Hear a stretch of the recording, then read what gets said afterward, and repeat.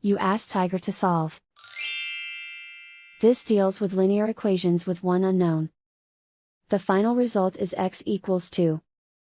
Let's solve it step by step. Simplify the expression. Expand the parentheses. Multiply the coefficients. Simplify the arithmetic. Group all x terms on the left side of the equation. Subtract 8x from both sides. Group like terms. Simplify the arithmetic.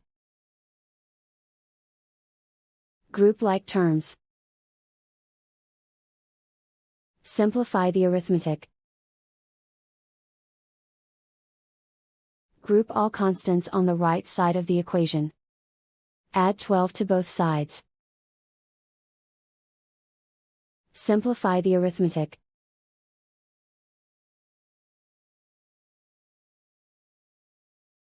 Isolate the x. Divide both sides by 7.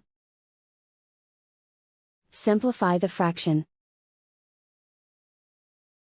Find the greatest common factor of the numerator and denominator. Factor out and cancel the greatest common factor.